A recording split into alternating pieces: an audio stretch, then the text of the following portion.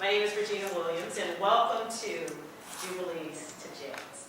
But the instructor of record is Dr. Sharon Brown at Cleveland State University in their Center for Excellence and Innovation in Education. And I just want to recognize her for her support for what we're doing here today, and also our friends here at Cleveland Public Library, the People's University, for hosting this day-and-a-half long workshop.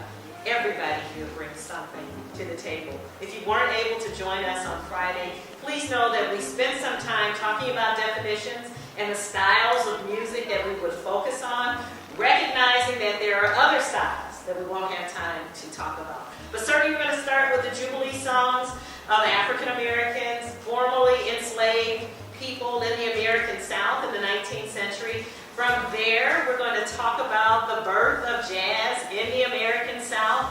We might disagree on the birthplace. Perhaps it was New Orleans. Perhaps it was St. Louis, but it was born, and it grew up, and it continues to change and grow in the 21st century.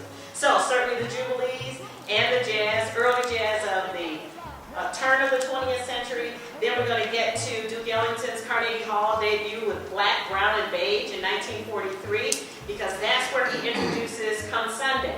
And then from 1943, we're going to push ahead to 1958, when Ellington records Come Sunday with arguably the greatest gospel vocalist of the 20th century, none other than Mahalia Jackson. But we're not going to stop there. We're going to continue to push through the 1960s, where we meet the prince of gospel music.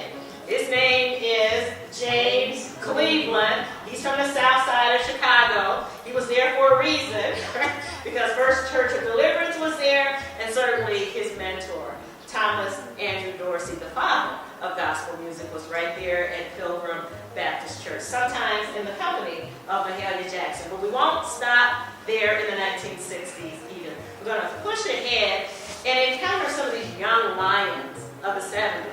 And one in particular I'm quite fond of. His name is Richard Smallwood, and they tell me he's an alum of the Howard University and studied with Roberta Flack and other great teachers in our nation's capital. But he said something interesting. As a gospel musician who's majoring in music, nobody ever wanted him to play the piano, because there were all these stereotypes that you're going to be pounding on the keyboard and knock it out of tune. I'm sure Maestro Brackens will address that tomorrow. But in any case, attitudes have changed over time, just like our musical expressions have changed over time. So we won't even stop there with Roberta Flack and also Richard Smallwood in the nation's capital, because there are some other folk who don't necessarily go through the South. Let's go up north to Michigan. Let's get the girl groups, right? Because I didn't talk much about quartet style. But let's talk about Maddie Moss Clark and her daughters, the Clark sisters, and what's happening in Detroit. There's one Detroit sound that's associated with the Motown music makers, but there's something else that's coming out of the Kojic community. And we'll talk a little bit about that too. Now, if I talk about the girl groups, I better talk about the male quartets. So, I guess we could talk about the Mighty Clouds of Joy, but I'd rather talk about the Williams brothers. Because we have an example of their video here on YouTube. So, if you want an example of quartet style singing in the 70s, 80s, certainly the Williams brothers, I think, provide good examples of that. And what about the great choirs? Well, if we go back to Chicago again, we have to talk about the National Convention of Gospel Choirs and Choruses and the work of Thomas Andrew Dorsey, the founder of that group in the 1930s, and they're still going strong today in the 21st century. And also the Gospel Music Workshop of America, which is even bigger and even stronger. Tens of thousands of people are still associated with that summer convention, even though James Cleveland has been gone for nearly 25 years, I think. All right, so the music lives on. So we got spirituals, we got jazz, we have quartet-style gospel, we have the choral gospel tradition, touched on the instrumental through the jazz and the gospel, pianists especially. And did I leave anybody out? Mr. Thompson. Rosetta Thorpe. Oh, thank you. I'm surprised you didn't tell me. There's a great guitarist whose name is Rosetta Thorpe. And maybe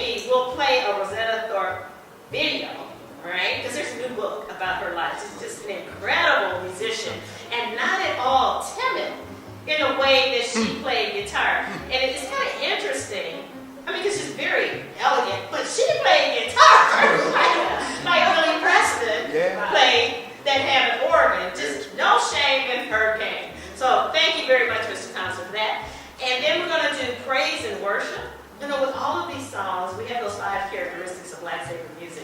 So we got the rhythm, we have the improvisation, we have the collective participation with the audience and the performer, we have the marriage between movement and music, and there's a 5th one. What is that?